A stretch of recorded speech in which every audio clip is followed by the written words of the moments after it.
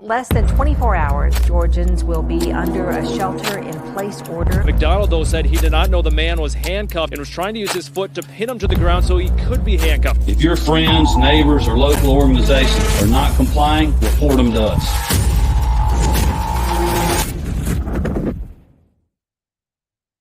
Howdy, y'all, and welcome to the Free Georgia Podcast. My name is Jake Green. Welcome to episode number 36.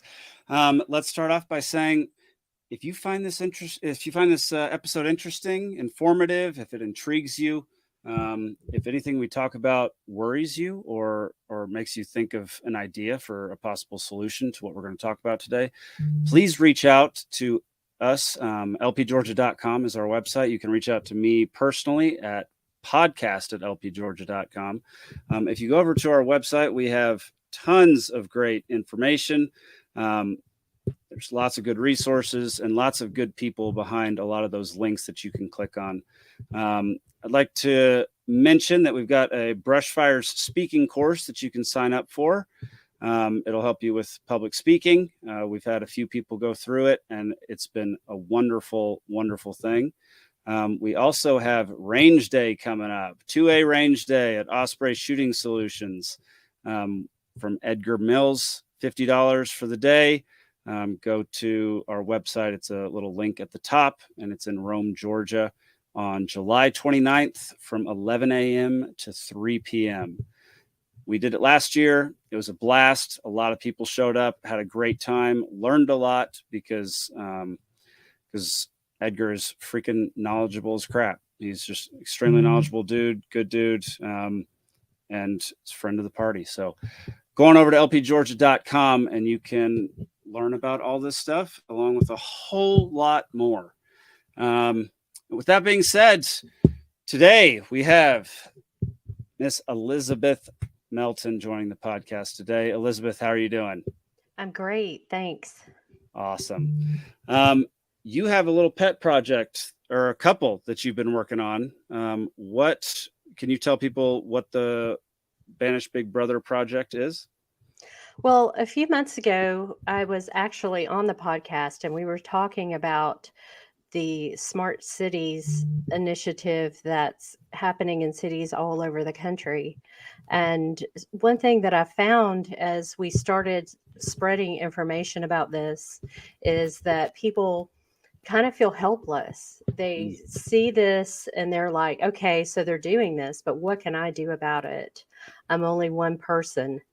And so the Banish Big Brother project is a way for people to come together in their communities and look at this smart city stuff and just basically like an action plan to get together with other groups and say, well, what do we want to do about this? And there are lots of different options and lots of different ways that you can handle this.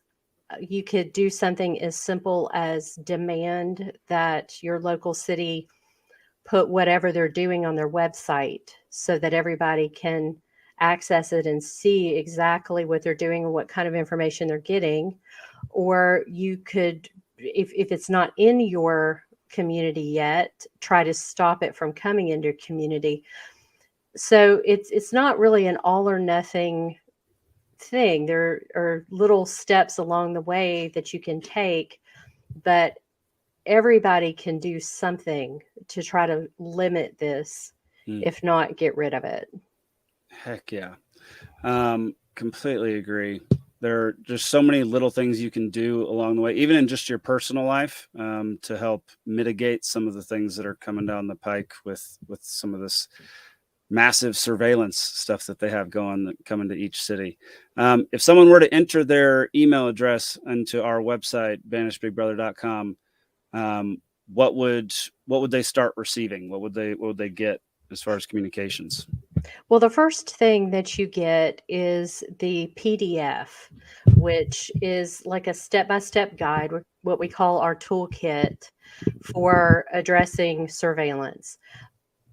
But also you will be getting updates. You'll be getting smaller emails with chunks of information that kind of expound on different parts of it and help it to make more sense. Gotcha.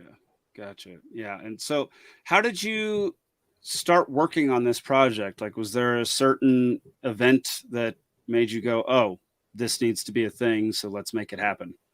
Well, I've known about it for quite a long time, but I didn't realize the scope of it, and I didn't realize how far along it had come, because a lot of these things come through kind of under the radar screen. And I'm finding that it's not only the general public that's not fully aware of what's going on. Sometimes even the people that are voting for this don't know precisely what all of this technology does. So in my affiliate, I got together with some of our other members, and we were putting together a voter guide for a local election. And one of the people that we interviewed was an incumbent who knew that we had concerns because it had just been in the news that they had purchased 2,000 surveillance cameras using a COVID grant to install in the city. And so that was our first question. And so in this voter guide, we're basically putting out there, these are the candidates that we think align best with libertarian values. So of course, that was the number one question, is what do you think about these surveillance cameras? And so as a result of that, one of the people knew that I had concerns about this and invited me to a smart city meeting. And this was an implementation meeting, not a public meeting, but this was the tech people and the people on the inside, like in the city and so forth. And I just really was alarmed by what I saw. Wow. Can you talk about some of the things that you did see in that first meeting and some of the stuff that you've seen since then, just for anybody who's unaware of what's going on? Well, I didn't realize the scope of what they were doing and how a lot of people think, okay, you're in public.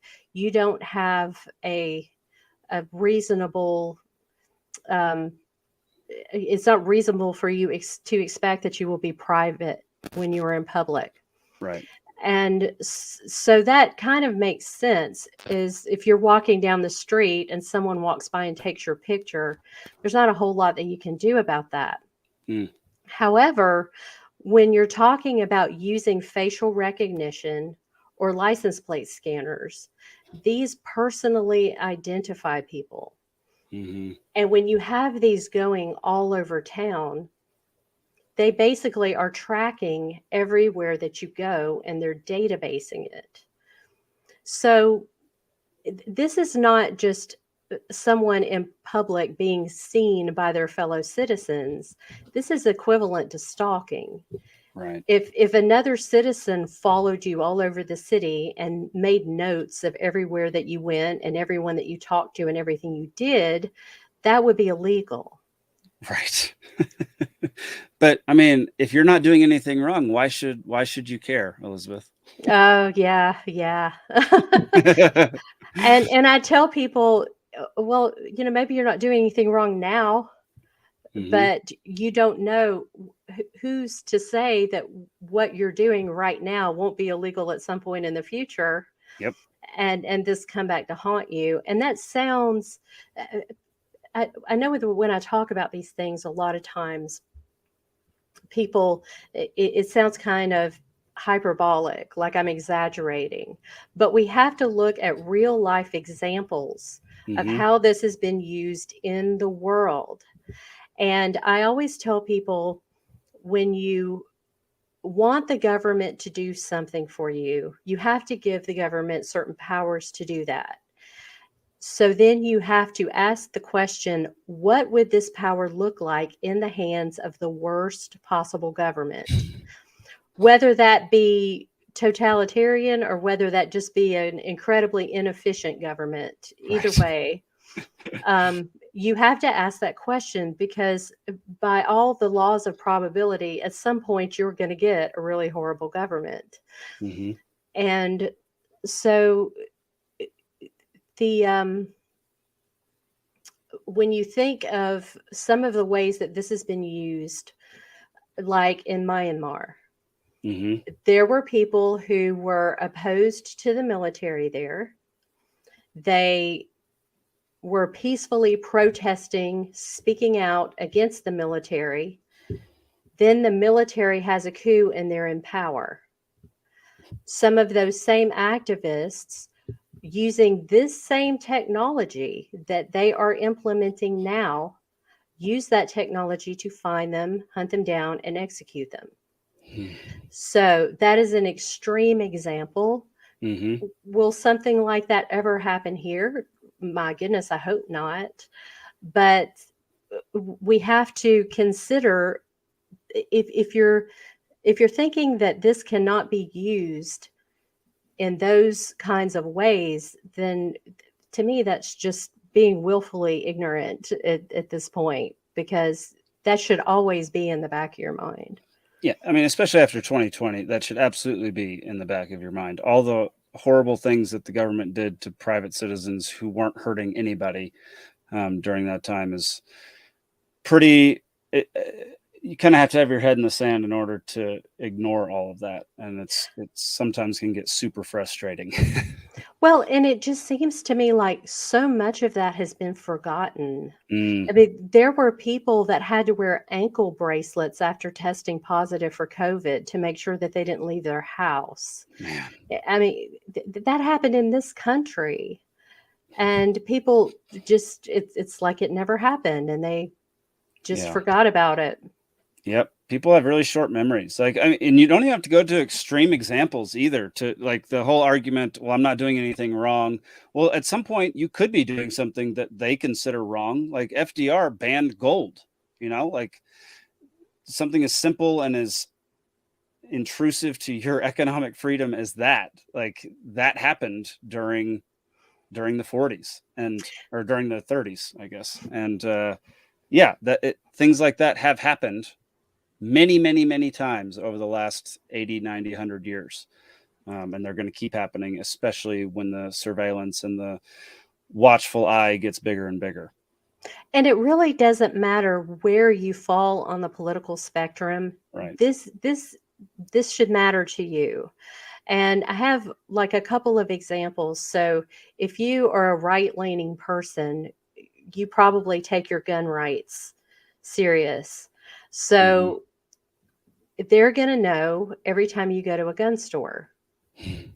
And when they start marrying these databases together, because there are a lot of places like in Cobb County, they are just rolling out an initiative to get people with private cameras to join them into the system.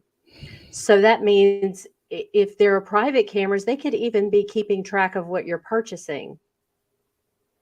And if you add like the CBDCs, then they see your actual transactions. So all of this is coming together. It's called the mosaic effect.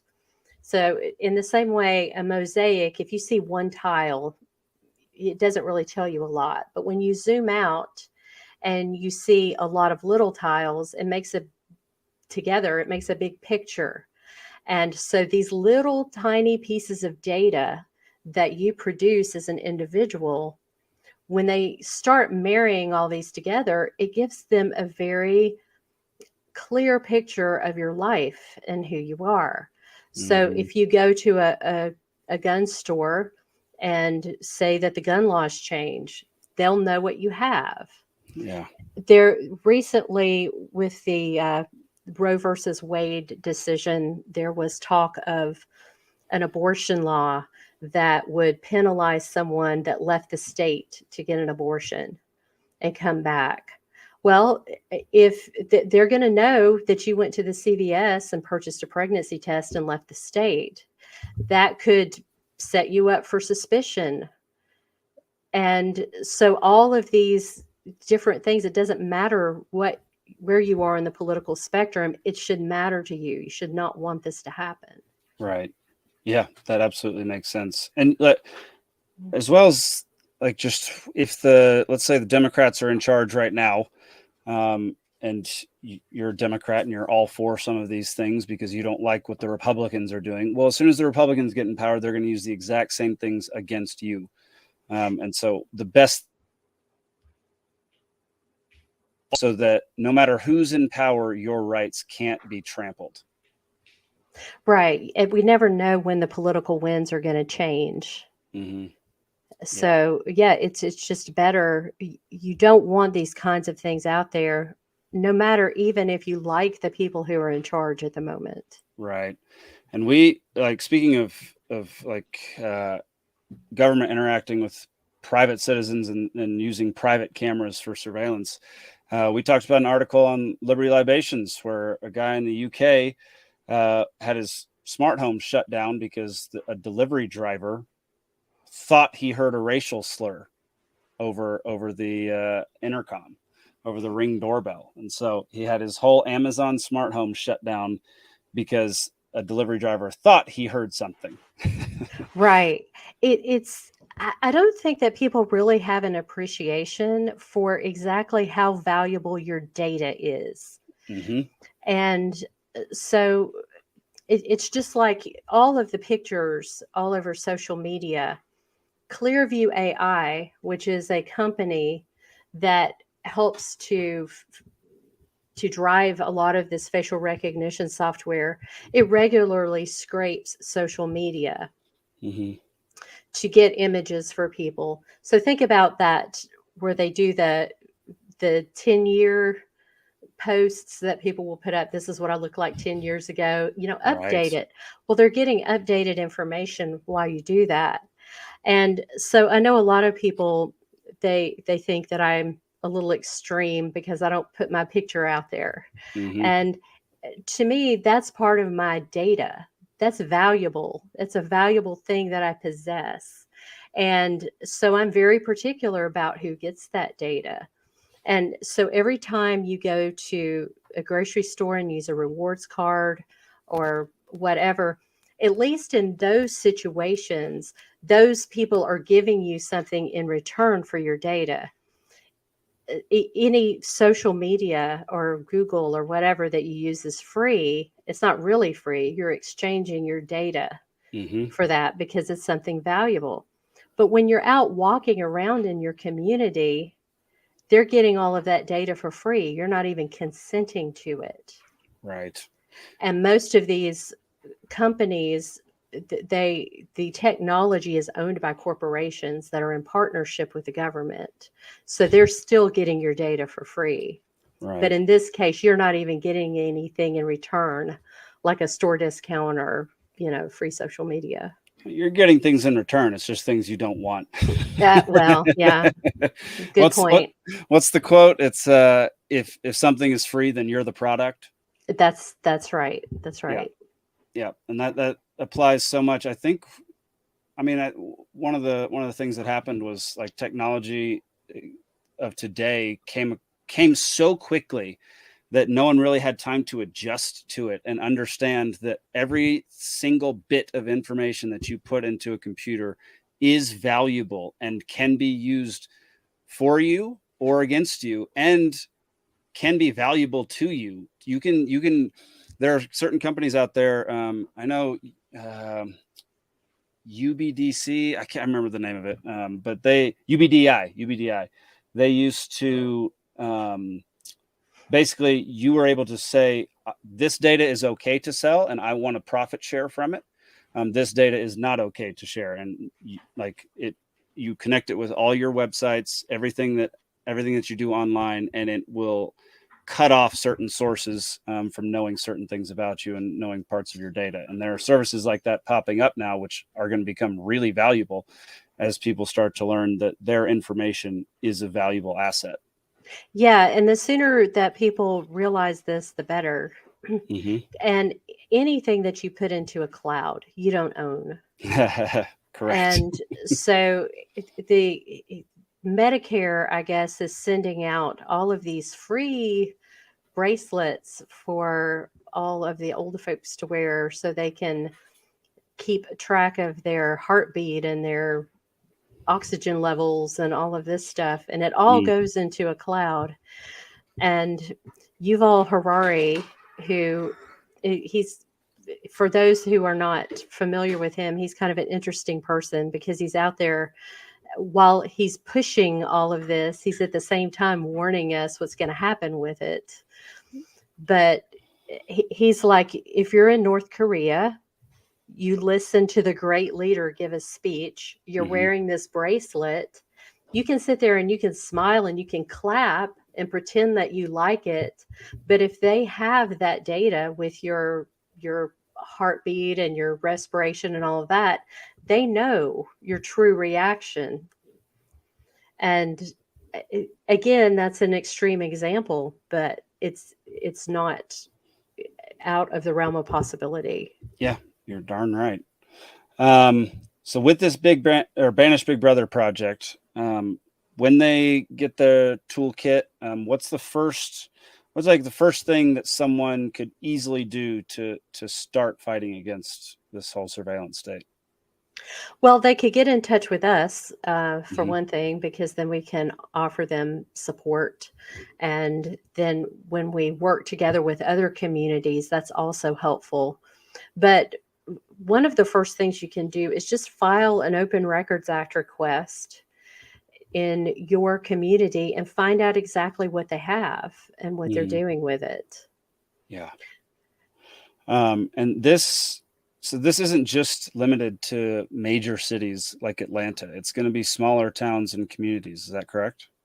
So the first rollout was with the big cities, but now the second, what I call the second tier cities, it's already in all of those as well. So if you live in a good sized city, even if it's not a huge metropolitan area, you already have this. Now they are in the process of rolling it out to some of the smaller cities.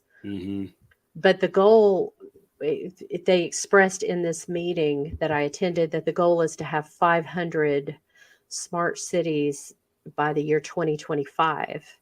So if you do the math, that's around 10 per state. So if you live in any city of any size, you're going to be in somewhere in the development process. So how do things like this pass? Like, do things like this have to go through a voting procedure of your, local city council, or can the local police department just start implementing things like this? So it varies. Some police departments and law enforcement agencies can get grants so that they can get all of this technology for free. And in some cases they do this and the elected representatives have no idea. In other cases, the cities, whether it's the county commission or a city council, they do vote on it. But in some of those cases, even they are not 100% aware of what they're voting for. They haven't done the research. And there's this tendency whenever somebody gives you a grant, it's like, oh, well, this is free money, let's just take it. And they don't even look into what they're doing with the money and whether it's a good idea. It's just this attitude that if it's free, we should just automatically take it. Yep. That's one of the biggest problems, is people don't like, free money is hard to turn down, and free money is never free money in the end. Exactly. And almost all of this is being funded through grants. Right. There's not a lot of taxpayer dollars used to implement it. Now, some of the things like some of the smart street lights, there was a question as to why are these costing us so much more to run these smart street lights? They're LEDs. Shouldn't they be less expensive? And this is something that came up in my city council. Well, it's because they're loaded with surveillance. And the city council members didn't know that. But now they're already in place. Yeah.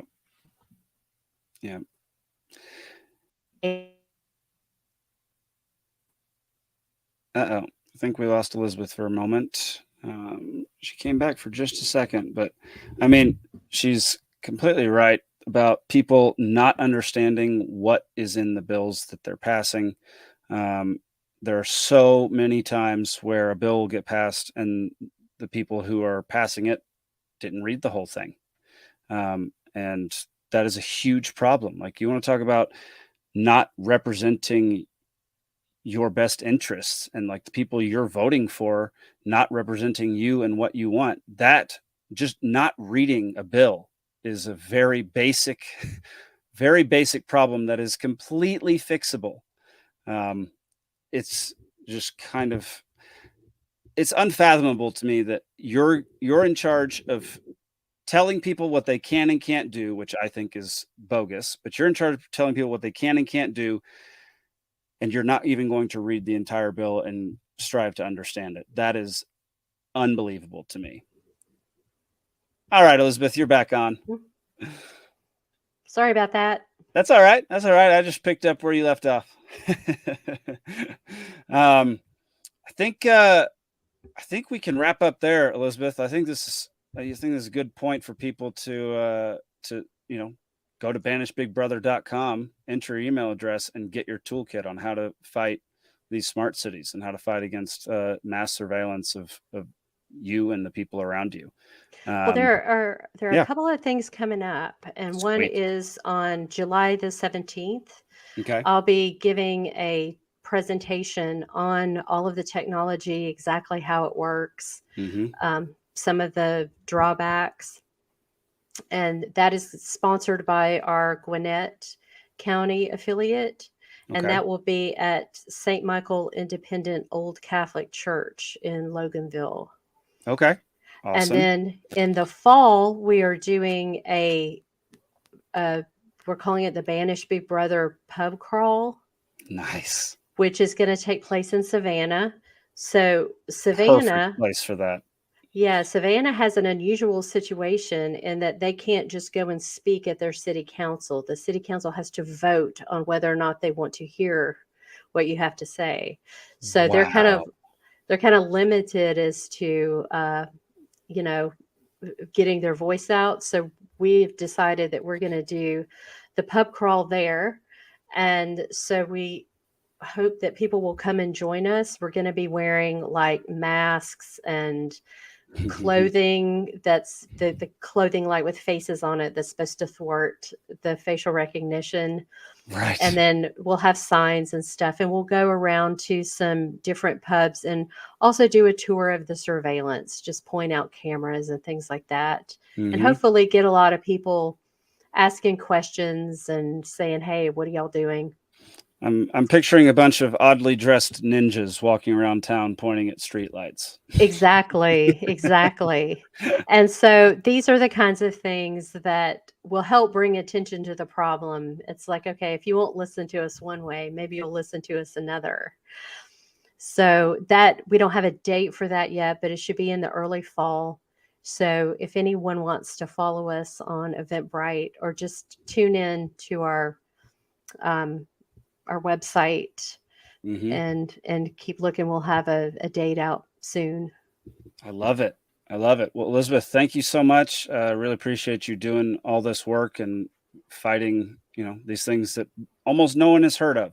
I didn't even know about them until you told me about them, last year. So I think it's super important work, and I think more people need to understand what's going on without them realizing it.